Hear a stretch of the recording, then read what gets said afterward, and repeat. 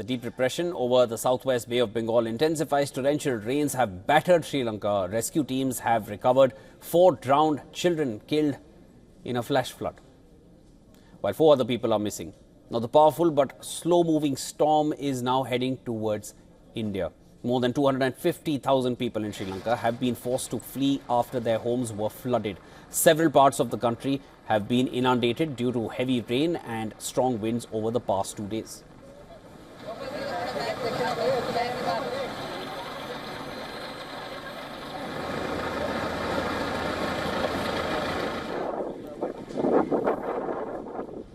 Indian weather officials have said that the deep depression is expected to develop into a cyclonic storm. Having skirted the coast of Sri Lanka, it is now moving north towards India's southern Tamil Nadu state.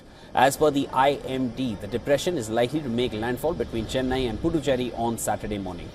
A total of 17 teams of the national and state disaster response forces have been deployed to areas prone to heavy rainfall. Tamil Nadu has also prepared over 1,600 relief centers, though none have been used so far. Equipment like generators, motor pumps, boats and other machinery is on standby, and first responders and volunteers are ready for deployment if needed. If the depression becomes a cyclone, it will be called Fengol. It would follow Cyclone Dana, which was the 3rd cyclonic storm and 2nd severe cyclonic storm of the 2024 North Indian Ocean cyclone season. Deadly rain-related floods and landslides are common across South Asia, but experts say climate change is increasing their frequency and severity.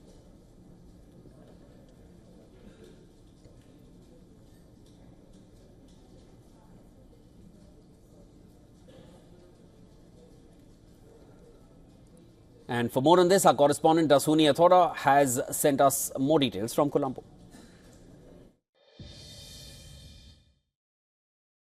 While the torrential downpour has eased here in the western province, the country's Met Department warns that gusty winds as well as further torrential downpours will be experienced in many provinces, especially in the north and east of the country. This is also expected to develop into a cyclonic storm, which has already claimed 4 lives here in Sri Lanka. President Dissanayaka has instructed military and security forces to take all necessary precaution with regard to rescue and relief efforts here in the country.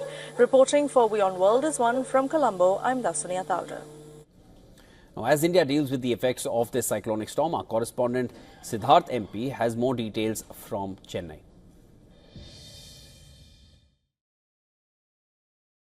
As a potential cyclonic storm brews in the Bay of Bengal of India's east coast, the Indian Navy, the Indian Coast Guard and the National Disaster Response Force are maintaining a high state of preparedness. Their assets are ready as far as the Navy and Coast Guard go. Their air assets and sea assets are ready for any humanitarian aid and disaster relief missions, also search and rescue missions. As far as the Coast Guard goes, they've been alerting fishermen and those out at sea for deep sea fishing to not venture out, and in case they're at sea, they've been asked to return. And they're also prepared for performing any kind of emergency missions at sea, including search and rescue.